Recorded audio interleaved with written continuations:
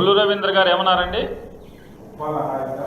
వేమిరెడ్డి ప్రశాంత్ రెడ్డి గారు మహాతల్లి, ఉప్పాల హారిక గారు అంటే అగ్రవర్ణాలకు సంబంధించినటువంటి ఒక రెడ్డి కుటుంబాల్లో ఉన్నటువంటి ఒక జమీందారీ కుటుంబం, అత్యంత సంపదతో కూడినటువంటి సంపన్నురాలైనటువంటి వేమిరెడ్డి ప్రశాంత్ రెడ్డి గారు మహాతల్లి, వెనుకబడి కులాలు మరీ ప్రత్యేకించి గౌడ కులంలో జన్మించి చదువుకుని చిన్న వయసులో అగ్రవర్ణాల ఆధిపత్యంలోనే ఇన్నేళ్లు నడుస్తున్నటువంటి కృష్ణా జిల్లా పరిషత్ పీఠం మీద జగన్మోహన్ రెడ్డి గారిచే కూర్చోబెట్టబడినటువంటి ఒక బీసీ మహిళ మహానటి.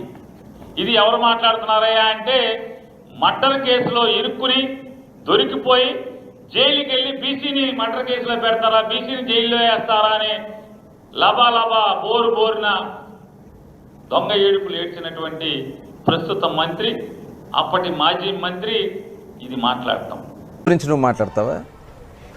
సిగ్గు అనిపించట్లా?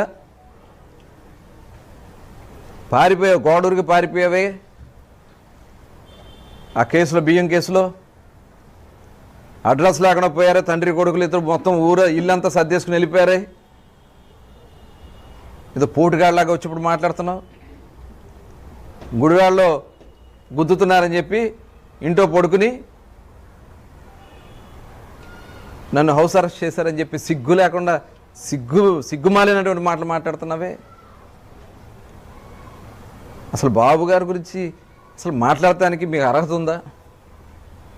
వయసు గురించి మాట్లాడుతూ ఉన్నావు. ఇవాళ 18 గంటలు కష్టపడతా ఉన్నారు. ఇవాళ ఈ వయసులో కూడా ఈ రాష్ట్రం కోసం కష్టపడతా ఉన్నారు. నీ బీపీ షుగర్లు వేసుకుని ముసుగుదాన్ని పడుకునే రకం నువ్వు, అది అందరికీ తెలుసు.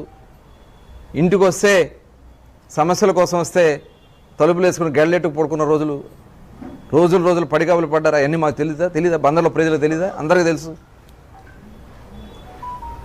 ఇవాళ అచ్చోసిన ఆంబోతులాగా తయారయ్యి ఆ అమ్మాయి గురించి బీసీ కార్డు ఉపయోగించాలని చెప్పి ఏంటి నీచ సంస్కృతి? మీరు కాదా ఆ అమ్మాయిని దుట్టా రామచంద్రరావు కూతుర్ని పెట్టడానికి మీరు ఆ రోజున జడ్పీ చైర్మన్గా కొడాలి నాని, నువ్వు, జోగి రమేష్ గారు, ఈ నాయకులందరూ జగన్మోహన్ రెడ్డి దగ్గర ఒత్తిడి చేయలేదా?